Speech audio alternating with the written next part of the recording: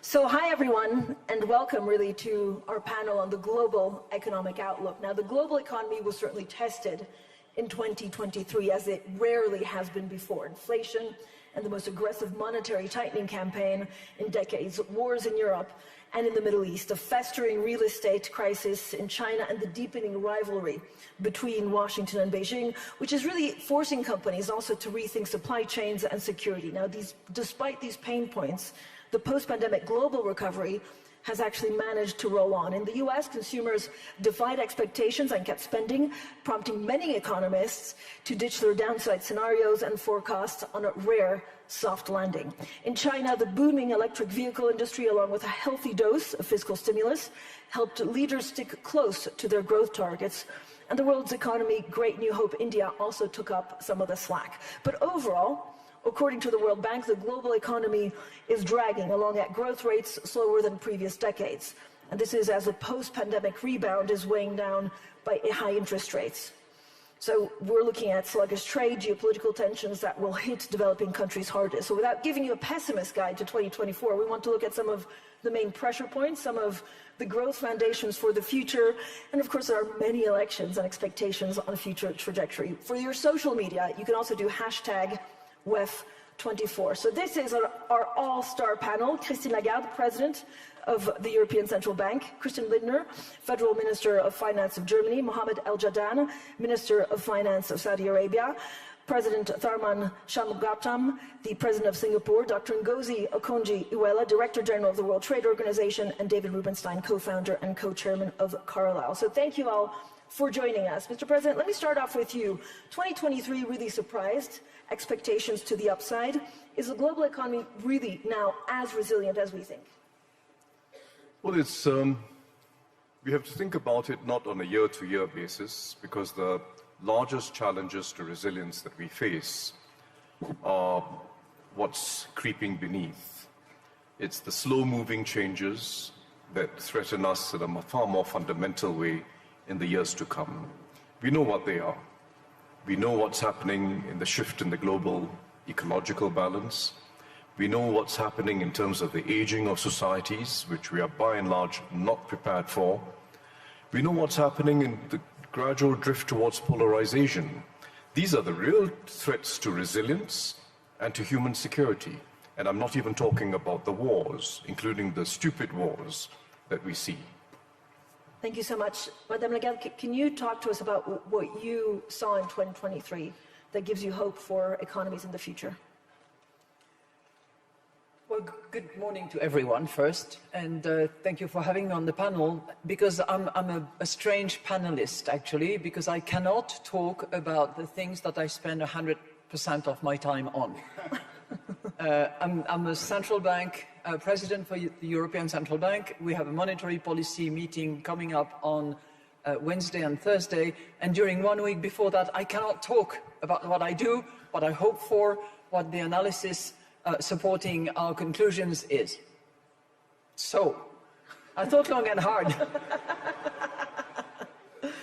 And I tried to identify a few of the trends that we have seen in 23 that will have no impact on our decision next week, and what we should sort of anticipate for the future.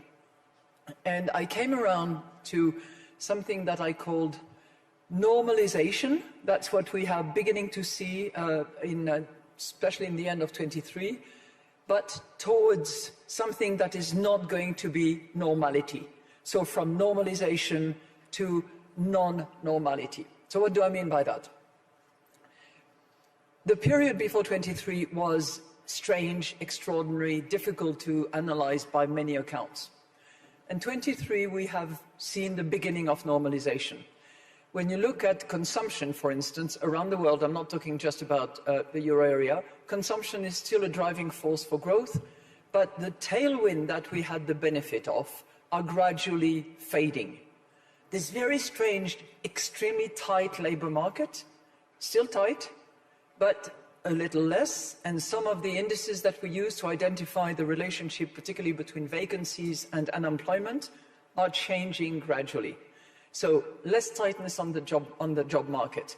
When we look at savings around the world, there was plenty of it. Excess saving, with that excess saving, pretty much in all advanced economies in particular, is coming down, and from this 10% excess saving, we're getting close to virtually zero. So if you combine these two, job less tight, savings diminishing, clearly consumption is not as strong a force as it used to be. That's one thing. The second thing, which is also beginning to normalize, and I hope Ngozi will talk a lot about that, is trade. Trade went down and was massively disrupted by this goods versus services versus good over the course of the last 2 years preceding 23. But it is beginning now to really pick up. And in October, we had global trade numbers that for the first time in many months was up. And the pattern of trade is changing, but I will leave it to my friend Ngozi to describe that better.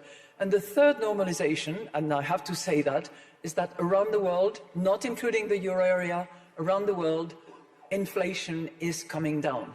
And we have seen it yet again in November, both headline inflation and core inflation. So that's what I call the normalization that we have observed in 23. And maybe you'll give me the floor another time to talk about how it is not normality that we're heading to.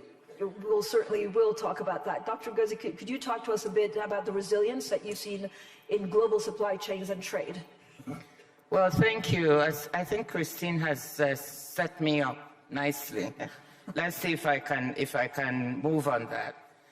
It is true that in 2023, trade was considerably down. Actually, goods trade, we had to revise our forecast down from 1.7% for the year to 0.8%. In the last quarter, as you said, we saw an uptick in the numbers, and trade showed a recovery led by automobiles and components and parts. But all in all, when we look at the first 3 quarters and the last quarter, we still think we'll come in at about the number we projected, or slightly less than that. We had been more optimistic about 2024, and we were forecasting a considerable recovery to 3.3%. So, like Christine said, maybe moving towards normalization, or how you put it, but not normal. Because trade growth is still below trend, is still trending below GDP growth. But the problem that I have is the geopolitical conflicts that we now see, the problem in the Red Sea and the Suez Canal.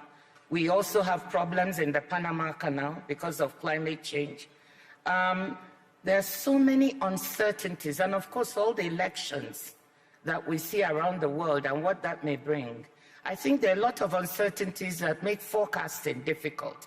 However, I'll take a bit of a risk and say I think it will be better than 2023. It may not come in at 3.3%, below that, but much better than what we saw in 2023, unless a major war breaks out. They're now better off. Thank you, Dr. Ngozi. Minister Lindner, Germany has prospered in parts for many years from buying energy from Russia and selling cars to China. All of that is changing also because China is making so many EVs. How do you marry the two?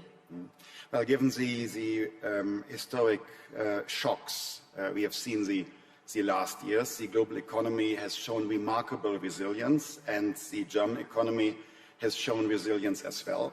Think about the energy situation you have mentioned. We had to reinvent the German energy infrastructure and supply in the last 18 months. And so we have not the growth perspective we are expecting, but our economy has shown this resilience. Looking to what will come over the next years, Christine said, okay, we are in the process of normalization. I would say we are witnessing a new normal, and 2023 marks this new normal. Think about the rise of artificial intelligence we all have discussing here in Davos.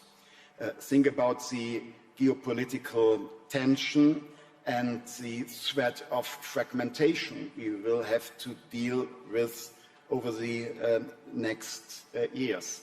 The higher debt levels after the pandemic and the energy price hikes, which has shrunk our fiscal space to finance transformation.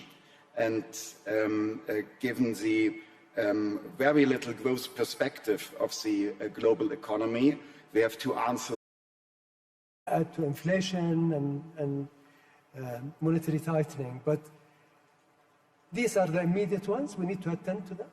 But then I think we need to make sure that we also attend to the medium term. I mean, the projections that we have seen from the World Bank or the IMF clearly suggest that this decade would be the lowest growth potential for the world economy compared to the first decade of this century and the second decade. And yesterday, Ajay Banga said in one of the panels a very nice statement. I will quote him. He said, "These are projections, they are not our destiny. And therefore, we should actually see what can we do to form our destiny by actually changing the way we do things, by adopting policies that will actually fuel growth." These are very important, and again, in relation to low-income countries. Low-income countries are actually coming under a serious crunch of debt, and for them to be able to grow, they need to invest. And for them to invest, we need to restructure their debt and allow them access to money that they can then fuel their own growth, which will help the rest of the world. Thank you so much. David Rubenstein, what do you worry about the most in 2024? There are many things to worry about. Well, I worry about everything, but I would say the most important thing I wanted to convey is that predictions made in January about what's going to happen in the remainder of the year is generally wrong. Last year at this time, here and other forums around the world, people were predicting the U.S. would likely have a hard landing, if not a hard landing, a soft landing, but a soft landing implies very low growth. As it turns out, while the numbers aren't really in yet, the U.S. will have grown probably around 2.5% for 2023, which is much better than anybody really projected at the time. The U.S. has its challenges for sure, but inflation is coming down, and as a result of that, the Federal Reserve is likely to reduce interest rates relatively in the near future. In our country, we have a presidential election. I think everybody probably recognizes that. And as a result, the Federal Reserve wants to get its, rate cuts out of the way before the presidential election is in full steam. Because if you have rate cuts right before a presidential election, it will be seen as helping the candidate who's in the White House, because it'll gin up the economy, is the theory. And so the Republican nominee would not be happy with that. So the Fed is going to get 3 rate cuts in or more this year, as I expect it will. It will have to get those done relatively in the first quarter, certainly in the first half. So you can expect to see rate cuts. And that will probably drive the U.S. economy. During presidential election years, the U.S. economy generally does pretty well. We tend not to be in recessions in presidential election years because Congress spends a lot of money, and the Fed tends to be relatively easy on monetary policy during presidential election years. The biggest risk for the U.S. economy is the usual risk that everybody has. Are we going to be in a war somewhere, something like that? Is there going to be another pandemic? But it's really like we look in the mirror and the enemy is us. Because the biggest risk we really have is the dysfunction of the U.S. government, our inability to pass appropriation bills that fund the government on time, the inability to deal with the debt limit issues on time. Those are the biggest things that worry me, whether at some point the U.S. government just can't get these issues done because of the political problems we have in the country. And as a result, I worry more about that than other things in terms of the U.S. economy going forward. We will have a presidential election year, and almost everything every candidate will say will probably not be true about what will happen in the future, because they probably won't be able to get done what they say they're going to get done, but it'll be interesting to watch. But David, a number of leaders have expressed concern of what Donald Trump in the White House means for fragmentation, for foreign policy. Right. Is there any way that the rest of the world can Trump-proof their economies? If somebody has a way to do that, I think they should patent it and probably sell it to somebody else. But it's be very difficult to do. Clearly, the biggest political change that occurred in the United States last year also was unpredictable, or unpredicted, I should say. I don't think anybody outside of the Trump family would have predicted that Donald Trump would be indicted 4 times, 91 counts on various indictments, and that his popularity would soar to the point where he has a reasonably good chance of locking up the Republican nomination by March, which is earlier than almost any contested presidential candidate has been able to lock up the Republican nomination. If he is nominated, it'll be the first time ever that a Republican Party has nominated the same person 3 times in a row. He clearly has a following that many of the analysts missed, and I don't think any of the court cases are likely to change his momentum. So I think people should recognize that he's a serious political force and should not discount the fact that he could well be elected again, despite the fact that many people in Europe, where we are now, are not really his biggest fans. And so I wouldn't rule out his possibly getting elected again. Joe Biden shouldn't be discounted. Obviously, we have 2 older candidates. People have suggested to me that I should run for president, but I say I'm only 74 and you need to be older to run. So, but I do think, to be very serious, it'll be a relatively close election. And the final comment is, in our country, in the last 2 presidential elections, 45 states out of the 50 voted exactly the same way in each of those 2 elections. Only 5 states voted differently. Those 5 states are Arizona, Georgia, Minnesota, Michigan, Pennsylvania, and Wisconsin. Those 5 states are the only ones that voted differently in those 2 elections. Right now, Donald Trump is ahead in all 5 of those states. He lost all 5 of those states last time. Hillary Clinton lost those 5 states as well. Biden won them last time.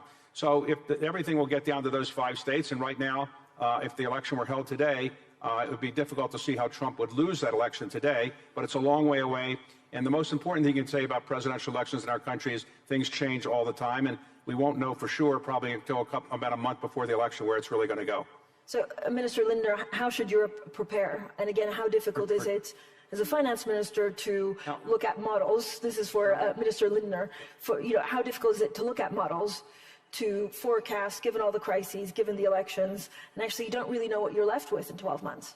Well, I think we are talking too much about Donald Trump in Europe, and we should prepare ourselves for a possible second term for Donald Trump by fostering our European competitiveness.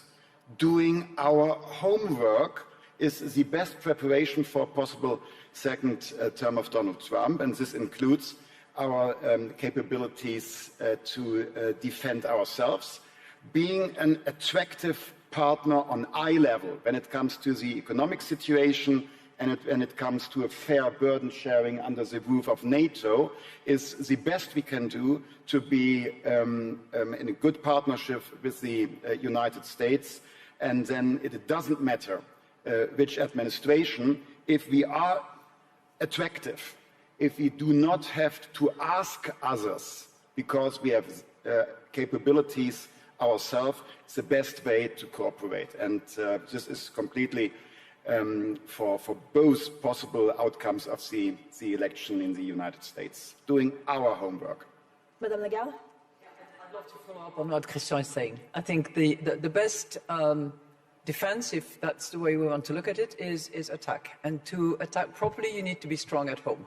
So being strong means having a strong, deep market, having a real single market, and we should be expecting some suggestions by Enrico Letta, former Prime Minister of Italy, who is in charge of producing this report on how we can deepen and improve the functioning of that single market, which is a huge economic zone in the world, but which is not completely a single market yet, as many CEOs, I'm sure, experience on a daily basis. And we should, more importantly, make sure that the money that is saved in Europe, or the money that is associated with pension, is actually invested in a capital market union that actually functions efficiently to rally the investment that we badly need for the transition towards a greener economy, which relies certainly for a period of time on fossil fuel, but less so, as was indicated in the last COP28, and moves towards renewable, where investment is badly needed.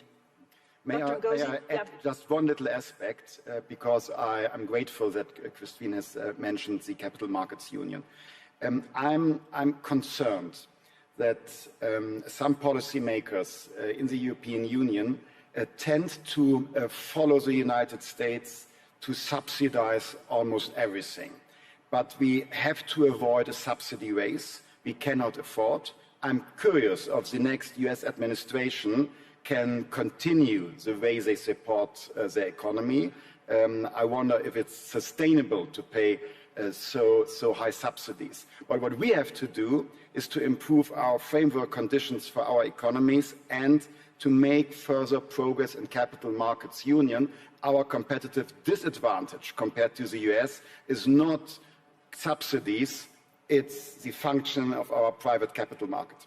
Mr. President, Singapore is, of course, a country that does well when the world is working well together, less well when China and the US are falling apart. So what's your take on this US-China stress? Well, I think the US-China relationship is the central axis of tension when you look at the largest problems we face in the world. And it has to be refashioned into the central axis of partnership. They look at each other fundamentally as adversaries, and then they look for opportunities to cooperate within that framework. It has to be flipped around. Fundamentally, they have to be partners, because the challenges that they both face are the same. Climate change, a lack of global order, a breaking up of the global trading system. They're challenges that both of them face, and both of them will suffer for it. And the two are absolutely essential to any solution, to climate, to peace, and to an open global trading system. And then within that, you can argue, you can badger, you can ensure fair competition, you can ensure that there's a way of dealing with each other that's consistent with the principles of openness and fair play. But we've got to flip things around, where you're not fundamentally adversaries, to one where you're fundamentally partners, and then you argue about specifics. That's the fundamental repositioning that's required. So it's not just about a pause in the relationship, it's really about a repositioning in the relationship. Dr. Ngozi, if we move it forward, there are 3-4 pillars that we need to put in place to foster growth. And I don't know whether this year there will be a lot of distractions that keep us further away from that goal, but what would you focus on to bring back longer sustainable growth? Well, thank you. And I just want to say that I strongly support what Christian and Christine said. I think the best way to be prepared in the for any eventuality is to focus on those things you need to do anyway. For me at the WTO, I don't fret about who is going to come or what is happening. Maybe that's an overstatement. But in a way, it's focusing on what do we need to do to strengthen and reform the organization so that whatever the circumstance, it will be able to deliver what it's supposed to deliver for people. So if we keep doing that, I think that's a strong answer, a bit of offense in that regard.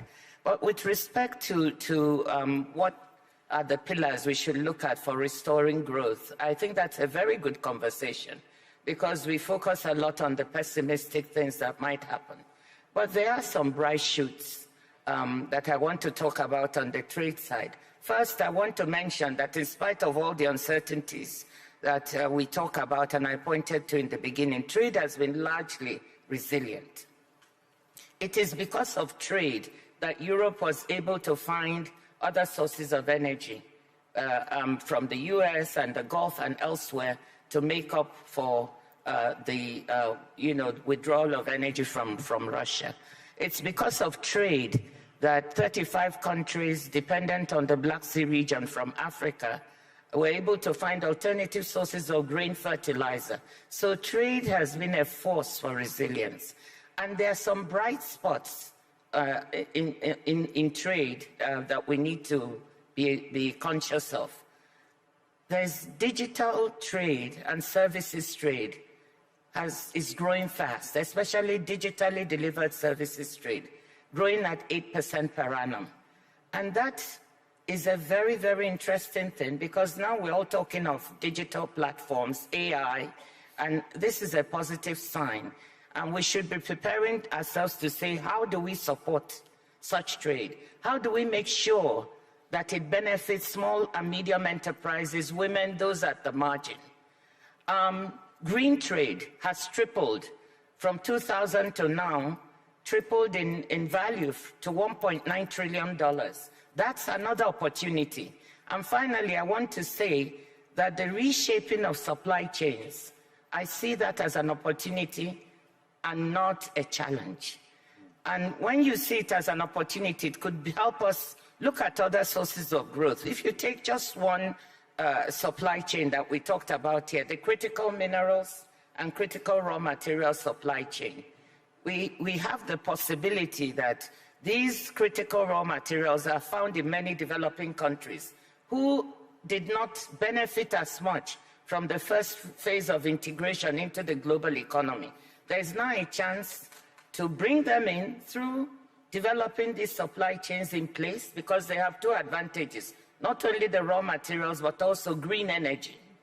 So combining those two, and I'm glad to say that Chancellor Schulz and Europe has caught on to this, you can go to Africa or Latin America and develop these supply chains, bring in new sources of growth, create new employment, lift people up from poverty in these countries. So those are some good opportunities that are out there, some hope.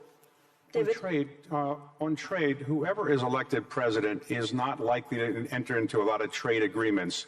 The word trade in the United States or trade agreements is almost a curse word now. Somebody is in the audience here, Mike Froman, who negotiated the TPP agreement under President Obama. That couldn't even get a vote in the United States Congress, and I don't think any major trade agreement could be approved by our current Congress, and I don't think it's going to change for a while, no matter who the president is, unfortunately, because trade is often seen by certain constituencies in the United States as favoring jobs offshore and not really is not popular at all. even Hillary Clinton, when she was running for president, was against the TPP, even though it had been negotiated by a Democratic administration in which she had served. On U.S.-China is the most important bilateral relationship in the world. There's no doubt about it.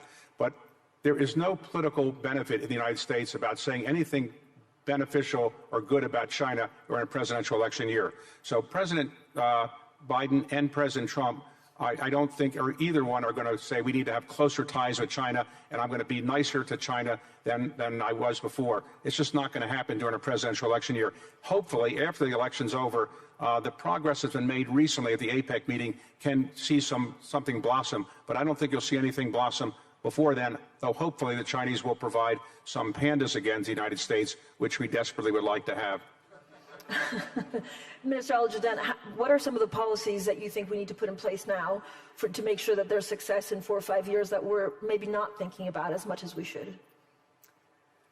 First of all, I would like just to follow up on this. I was talking to a U.S. friend yesterday about almost the same subject, and I asked him whether he is optimistic, and he said, well, at least it is only 4 years, and someone else will come. So it would be interesting to see what is going to happen in the next 4 years. But more seriously, I think what needs to be done is looking at how can you actually mobilize your own resources, how can you do structural reform. I can tell you from experience, and I'm not here really to promote what Saudi is doing, but from experience, what we have done in the last 7 years actually helped us significantly in our resilience to deal with the multiple shocks that we are facing, including what the current situation, geopolitical tension. So structural reforms are critically important. Local revenue mobilization is actually very important for countries. And obviously, the support of multilateral development institutions to catalyze private sector investments in developing nations, and particularly low-income countries, is very critical. Catalyzing that is, I think, will be, and I'm actually Bank is doing, and actually bringing MEGA, IFC, and their own IBRD and IDA together to make sure that they provide that support and catalyze more private investments in low-income countries. I think this is promising, and I would love to see some results actually this year. Mr. President, you worry about something that we're not really talking about, and this is fiscal spending. Are we sowing now the seeds to have an even bigger crisis 4, 5, 6 years from now? Well, I think the most important and most neglected area of public policy is fiscal reform. Christian spoke about the already very high debt levels, so we're starting in the wrong place, and we're going to have to address challenges in the future that are going to have to require more fiscal investments. We're neglecting the issues because it's never pleasant to talk about raising revenues or raising taxes. It's never pleasant to talk about redirecting subsidies or redirecting spending. So we're just merrily gliding into the future, tinkering at the edges. And even the most major international tax reform of recent years, through the G20, was really about something very small to do with corporate taxes and rearranging and reallocating corporate taxes. It's a very small issue compared to the challenges we really face. The big issues are, how do we address the climate transition? How do we address the needs of aging societies and broken social security systems? And how do we address a challenge of an AI era and ensuring that populations can cope with it and benefit from it? It's all going to require the public sector. So if I just take the first, there is no realistic solution to the climate transition that does not involve a globally coordinated system of carbon taxes. There's no realistic or fair solution that does not involve a globally coordinated system of carbon taxes. And Ngozi at the WTO is coordinating this with several other international organizations. It's still early days. There's a perception that it's unjust, it's unfair, it'll lead to inflation. In fact, quite the contrary. If we don't do this, the countries that will suffer most ultimately are the developing countries. They're going to be the worst affected by climate change. If we don't do this, it's ordinary vulnerable communities that will suffer the most. What we need is a system of carbon taxes coupled with subsidies for vulnerable households and a stream of funding for the developing world to allow them to engage in investments in mitigation and adaptation that allows them to keep growing. And that's a real opportunity. It's a fair solution, and it's the only realistic solution, and we can't keep ducking it. Second, there's a huge opportunity of redirecting subsidies. The IMF has estimated that about $1.3 trillion is spent each year in fuel subsidies. That's about 5 times more the amount of subsidies that goes into green technologies and green energy.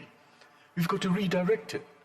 Redirect those fuel subsidies to helping vulnerable households, to helping firms to adjust, and to spurring renewables and other green technologies. That's a major redirection. It's fair, it's sustainable, and it's realistic. It has to be achieved. The third issue that's maybe the most neglected is preparing for an aging society with confidence. And it means rejigging in significant ways of social security systems and healthcare financing systems. It's not sustainable. Too many people who don't need support are getting support, and too many people who need support the most in healthcare systems are not getting enough support. So there has to be a reshaping of that curve of subsidies within healthcare to benefit those who need it the most.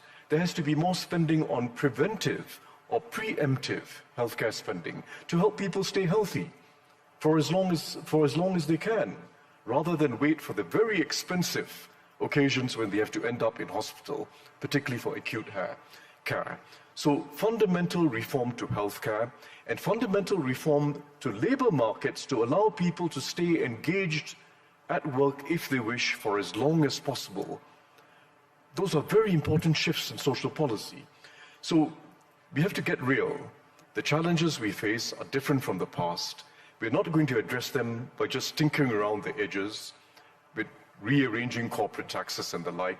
It requires raising taxes to take on the climate transition. It requires redirecting subsidies to be fair and to ensure that as we age, no one is vulnerable, and we can actually sustain high-quality healthcare systems and social security systems. It requires change, and we discuss this very rarely. We have here 5 current and former finance ministers who've gone through years of discussion at the G20, at the IMF. We spend a lot of time talking about monetary policy. We spend very little time talking about fiscal policy reforms for a more secure future. On that, can I just say on that point, fiscal reform in the United States, very difficult to do. We now have $34 trillion of debt, $34 trillion of debt. The interest on it is approaching our defense budget. And if we don't resolve this in the near future, something's going to happen to the dollar. The dollar's been the only reserve currency for quite some time. But if the United States can't get its fiscal act together, at some point, people are going to do what they did to the British pound and the Dutch guilder years ago when too much money was borrowed by those countries and their currency didn't become as valuable and therefore lost its reserve status. The U.S. doesn't have any real challenger right now to reserve currency status for the dollar, but it will if it keeps doing what it's doing. We have 122% of our GDP in debt, and we are, each year our budget deficit is probably about 25% of our spending. And we just can't keep doing that, but there is nobody in the United States government that I see is really seriously addressing that problem, but it will be a big problem in the not too distant future. Thank you. Dr. Ngozi? Well, maybe you're pointing to me because I was nodding so much when Taman was talking, and that's why he's a favorite. I mean, we have to look at what we need to do on the fiscal side to finance the green transition.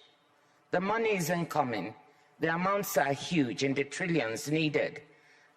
You take Africa, for instance, it needs $190 billion to finance per year, up to 2030 to finance the green transition. What is it getting now? Minute amounts. How is it going to be raised? So we have to think of sensible things like, how do we raise that money? So that's one. The second is business. They're facing a lot of regulatory fragmentation. There are 73 different carbon taxing and pricing regimes in the world today. They are confused. When they go from one country to the other, they have to think about a different way and a different system. So how do we bring this together? So if we have a common methodology or framework for a global carbon pricing regime, I think that will help. And then we can use some of those resources that would be raised to help finance the green transition in those vulnerable countries that don't have the resources. So that was why I was nodding so vigorously. And I think developing countries need to get behind it. The international financial institutions have all been working on this in parallel. The IMF, the World Bank, the WTO, the OECD. And finally, we are coming together in one task force to try to see if we can put all our energies together and develop a common methodology or framework. We know that not every country is going to have a carbon price or tax. The US will never do it. They will approach it through regulation and subsidies and other means. But once we have a common framework, we can all measure what we are doing against that. And more importantly, we can transfer some of the resources raised to help finance the green transition. So thank you for raising that, No. Dr. Ngozi, I know you have to leave in a couple of minutes because you have an important meeting. So a very quick question to you. Why has it been so slow? Is it because we're distracted with other crises? And are you confident that actually all of this is going in the right direction? Well, it's so slow because, I mean, when you talk of raising taxes or prices, it's never a popular subject anywhere. As Tarman said, you have so many former present finance ministers on the panel. We know what this means. It's politically difficult to talk about raising taxes. It's also politically difficult to phase out subsidies. We tried it when I was a finance minister in Nigeria, and we wanted to phase out our subsidies. We went halfway, but it was very politically sensitive. So that is why you don't hear great enthusiasm when you talk about raising taxes or phasing out subsidies. But I think the world, we need to take some hard decisions. You cannot have a situation in which you have $1.2 trillion in fossil fuel subsidies. A lot of it is in developed countries, by the way, not developing. And then we are trying to look for peanuts for a loss and damage fund. You have over 600 billion in trade distorting agricultural subsidies. And we are looking for peanuts for a loss and damage fund. When we get 200 billion, we're all happy. We need to take those hard decisions. But they are not being done because it's politically difficult, and politicians will look at the short-term horizon. They want to be re-elected, right? That's the problem. Thank you so much, Dr. Ngozi. I know you have to go. Minister al-Jadaan. I think a few points, and I listened to Mr. President, and we spoke briefly before we came on stage. I would like, first of all, I think let us agree that climate change is real. Risks from climate change are real, and we should work all together to find solutions that would help the planet and the livelihood of people. I think we are all in agreement. I remember in 2014, when Paris Agreement was reached, developed nations have committed $100 billion annually for developed countries to deal with climate change and for them to transition out of carbon-intensive energy. What have we seen so far? Almost zero. Almost zero.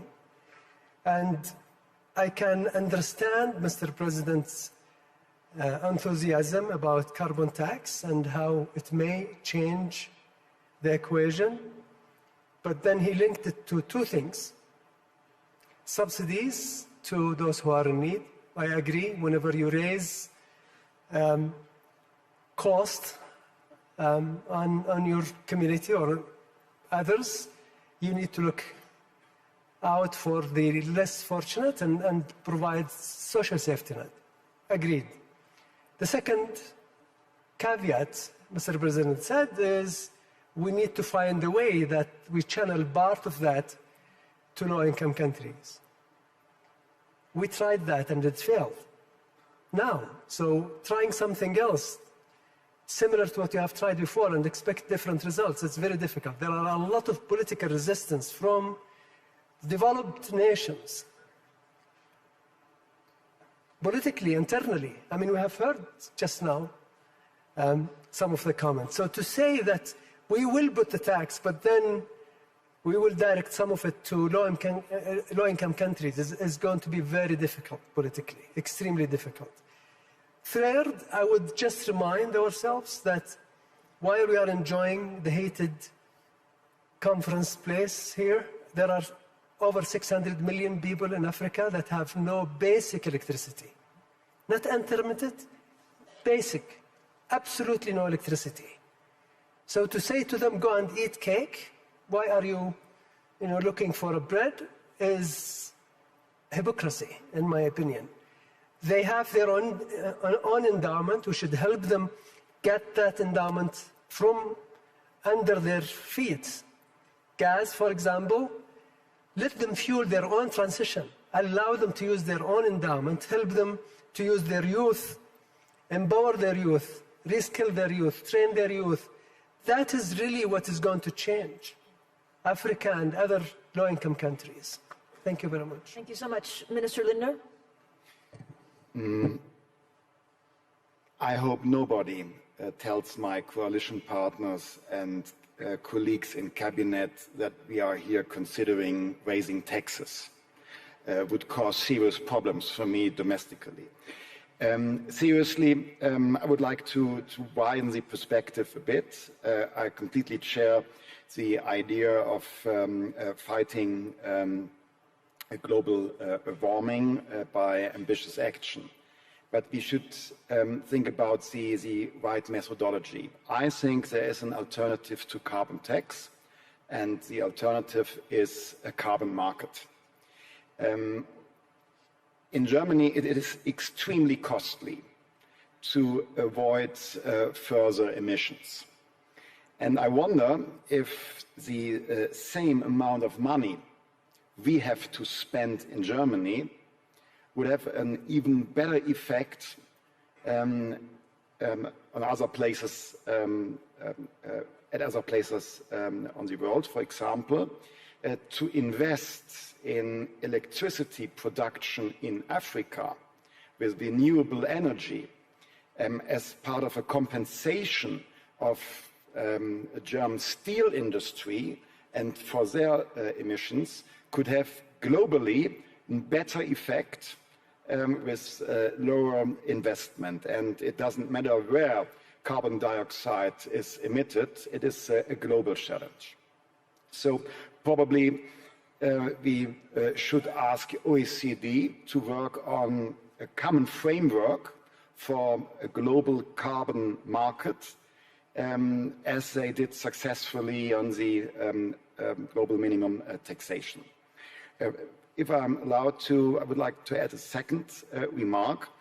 To finance all our needs for transition, fighting poverty, and to prepare for the aging societies, I think there's one solution. Given the demographics, given the investment needs, I think we have to foster our productivity. And this is why I'm advocating for structural reforms in the labor markets, in technology, cutting red tape, being more competitive when it comes to corporate taxation. And well, obviously I'm talking about the reform agenda of Germany, but I think others have to face similar challenges. We in Germany, we have to do our homework, and probably we are part of a model because others have similar challenges. We had to to solve our debt and deficit issues, which has made me becoming the loneliest minister in cabinet. But we succeeded to solve our debt issues, and now we have to strengthen the supply side. And I know what some of you are thinking. Germany probably is a sick man. Germany is not the sick man. Germany is, after a very successful period since 2012 and these years of crisis, Germany is a tired man after a short night, and the low growth expectations are partly a wake-up call, and now we have a good cup of coffee, which means structural reforms, and then we will be continuing to succeed economically. Thank you so much, Minister. We only have 5 minutes left, so I'm going to call on Madame Lagarde, and then David, President and Minister. So thank you very much. I would like to flag a couple of areas where I think there can be hope and there can be trust if we deliver. And I'd like to start with 2 observations as a follow-up to Tarman. Your point is well taken about taxation, Tarman, but you have in this panel, in the discussion we're having, a good example of how difficult it is. Because tax issues present a huge heterogeneity. Whether you're sitting in one country or the other, you can have a tax burden of 50% of GDP or 10% of GDP. And you're starting from a completely different picture. So that should be taken into account. Second, there are currently instruments that have been laboriously negotiated at the OECD level to put in place those 2 pillars, one that institutes a minimum corporate taxation, and the other one that proposes to allocate profits of large corporates around the world on the basis of where the activity is generated. These agreements have been approved at the OECD level. They just need to be ratified. So it's there. Let's get on with it and move, because otherwise we will move to more fragmentation of tax, and we are seeing it with the carbon tax border adjustment here and there, and that would be more cacophony added to the risk that we see. And that takes me to my second area where I think there is hope if we... I'm sorry that Ngozi had to go because it touches on trade. Everybody will agree, no matter how much we talk about deglobalization, that globalization had massive positive impact in pulling people out of poverty, hundreds of millions. If we listen to Ajay Banga from the World Bank, this virtuous path on which we were heading is now at best stable, at worst declining. More poverty than less poverty. Well, if we look at trade and the decoupling or the de-risking, however we want to call it, it implies 2 things. One, there will be different and new sources of supply and new patterns of trade, number 1. Number 2, because there is more vulnerability associated with supply, it may well be that the cost will be higher in the long term. And maybe that's not such a bad thing. Maybe we've been relying on this principle of efficiency over security a little bit too much, assuming that everything had virtually no cost, assuming that labor cost had to be minimal and reduced over the course of time. Well, this can change, and maybe can change for the better, to bring those people who had the benefit of globalization and were taken out of poverty, also out of this recessing poverty that is at risk of bringing some of them back down again. So I see a lot of positives on those 2 fronts. I had a few other items, but I'll save them for next year. David, and then paraphrase President in my country, ask not what the World Economic Forum can do for you, but what you can do for the World Economic Forum. Now, what do I mean by that? The purpose of the forum, and I can't speak for it because Klaus is the person who is really the most responsible to be able to speak for it, but I can say that the purpose of for this purpose is to inspire people. What we've tried to do in this panel and in other panels around the World Economic Forum is inspire people and educate people. And hopefully when you go back to your country, you'll educate yourself about some of the things that we talked about here that you might be inspired to learn more about, and try to pick one issue of the ones we talked about where you make yourself not only well educated about it, better educated than now, but try to make some difference in your own country to try to bring forward some of these ideas. Because the only way we're really going to be effective at the World Economic Forum is we have people that come to the sessions, and those people are watching on streaming.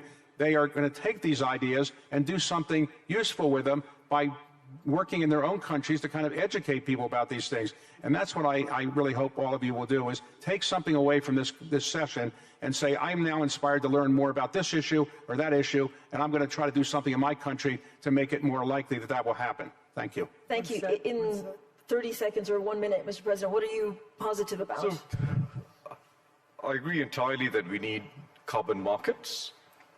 That itself is a complex endeavor, but we need to develop it and we need to make it global. It's not a substitute for carbon taxes, for a very simple reason. Governments are going to have to invest significantly more than they've invested before. We want the private sector to fund most of the transition, but about a third of the investment is going to have to come from government. Because of externalities and other reasons, it has to be funded. It has to be funded. And we can't, there's no magical thinking here. Funding requires taxes of one form or another. The alternative is more and more borrowing, which Christian will be the first to agree, is not sustainable. So let's not duck the issue. Our real challenge is political. It is unpopular to raise any taxes. You have to design taxes together with subsidies so as to make it acceptable and fair. And that's the task of finance ministers. And we've got to coordinate this as much as possible globally so there are no leakages. Design taxes and subsidies so that we can get ahead on this, invest at a higher level, and make it fair for ordinary people. The developing world, I quite agree with both al-Jadaan and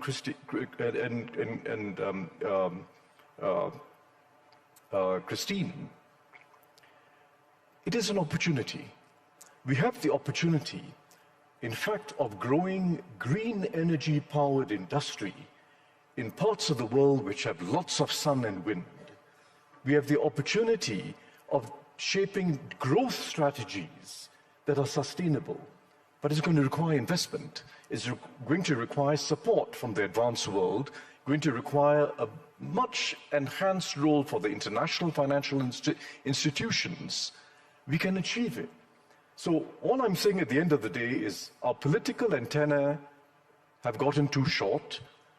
We're all looking at the next elections in a whole range of countries, and the consequence if we carry on that way is going to be much more pain in future and a much higher hurdle that future politicians will need to cross.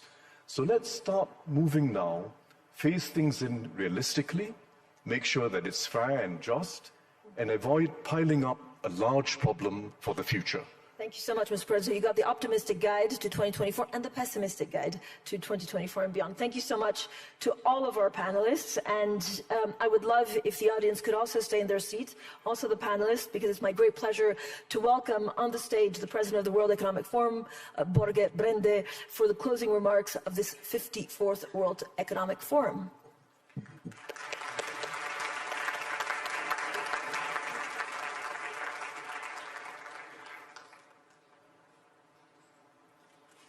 Thank you very much to this excellent panel.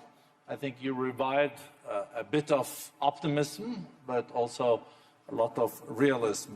I remember when as a young student in economics, it was said that if you bring 5 economists in the same room, there will be 8 different opinions.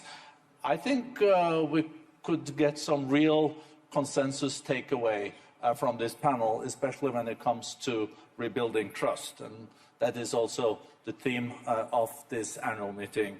So on behalf of our chairman, Professor Klaus Schwab, managing board, including myself, I would really like to use this opportunity to thank you for your active participation in the World Economic Forum's 54th annual meeting in Davos. This year's meeting came at a critical and complex moment, not only for the world, but for each person in it, something that was also alluded by the panel, also underlining the importance of inclusion. Rising global temperatures, a still fragile economy, and a deteriorating security landscape are challenges that are not bound by borders. They affect us all. There's no longer such a thing as a country, company, or community insulated from global shocks. And when it comes to leveraging opportunities, it is not possible to do so alone. Yet, we know the foundation of cooperation, trust, has been eroding in recent years, which is why this week's meeting on rebuilding trust has been so important. Leaders from around the world, from the public and private sectors, and from across generations gathered to show what can be achieved by working together. And I'm really heartened to see the impact. The annual meeting hosted 3,000 leaders, including 350 heads of state and governments and ministers. The presence of top government leaders alongside major CEOs across all industries fostered a new spirit of solidarity and cooperation, even among those with differing perspectives. It enabled the forum to continue its tradition of providing a space for diplomacy. More than 80 national security advisors from governments and international organizations met in Davos ahead of the meeting to advance a blueprint for peace, and world leaders voiced their support for President Zelensky and Ukraine. We hosted leaders from across the Middle East with the aim of supporting efforts to lower tensions and advance a path to peace. The forum's Friends of the African Continental Free Trade Area launched the first ever private sector action plan. We convened leaders from the Western Balkans and the EU who reiterated their commitment to a common European future underpinned by regional growth and stability. And the Humanitarian and Resilience Investing Initiative announced over 50 commitments that will boost impact investment and could unlock over 15 billion in frontier markets. The meeting focused on reviving the growth needed to strengthen our economies and societies. The Future of Growth initiative, supported by a new framework that looks beyond GDP growth, will be a 2-year campaign to help policymakers and economists share new ideas and best practices to balance growth with innovation, inclusion, sustainability, and resilience goals. The TradeTech Global Initiative outlined a vision for the collaborative use of technology for global commerce to unlock trillions in trade. New insights on the future of global fintech chartered a path to resilient and inclusive growth in the industry.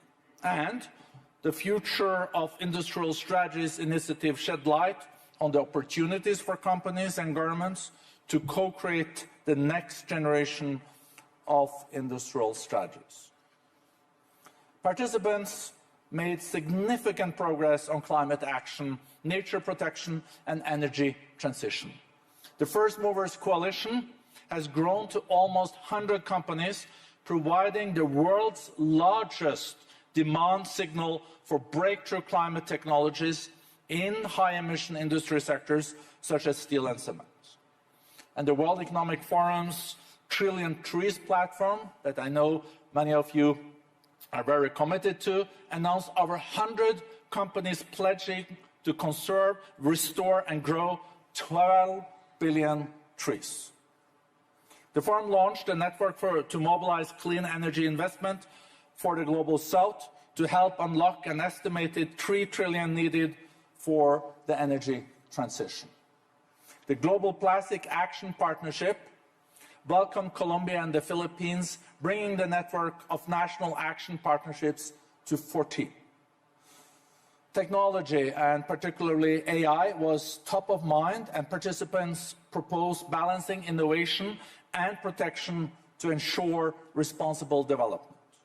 The AI Governance Alliance announced a new global effort to increase AI access. The Center for the Fourth Industrial Revolution that we have created expanded with new centers in Germany, Vietnam, and Qatar, and intends, amongst others, to launch also now a center in Ukraine, in Kiev. Uplink raised 43 million in funding to help early-stage impact entrepreneurs scale their people and planet-focused ventures. And the Global Collaboration Village, that I hope you all visited, demonstrated the potential of next-generation technology to drive inclusion and sustainability. None of these developments can be advanced without investments in people and equitable opportunities. The Reskilling Revolution initiative announced that it has reached more than 680 million people with opportunities for improving education skills and job opportunities. And the Philippines, Vietnam, and Qatar have joined a growing network of 20 country accelerators focusing on human capital investments. The forum launched a new global gender parity sprint to accelerate economic parity by 2030, engaging 5 industries and 15 country accelerators. The Edison Alliance announced it has improved the lives of 784 million people through 320 initiatives across 127 countries on closing the digital divide. And the Global Alliance for Women's Health announced 42 organizations and have pledged 55 million to improve women's health and outcomes worldwide. And now I have cut 3 pictures on the list here of other initiatives. I think the reason why I'm mentioning all this is showing that our annual meeting is also about impact and it's also about walking the talk. And I'm really proud of what we have achieved in Davos in just a week. It is a proof that cooperation can deliver results. Now is the time, as we look a year ahead, to scale this progress. I look forward to seeing the forum continue to work with all of you on these initiatives throughout the year, so that when we meet again a year from now, we will have made measurable progress on advancing our economic, environmental, and security priorities. At the end, I would also like to thank those that have worked so hard on making this annual meeting a reality. And a special thank to my colleague, Marek Dusek, that is in charge of the annual meeting, and his team doing the programming and the events. Really a big, big thank you.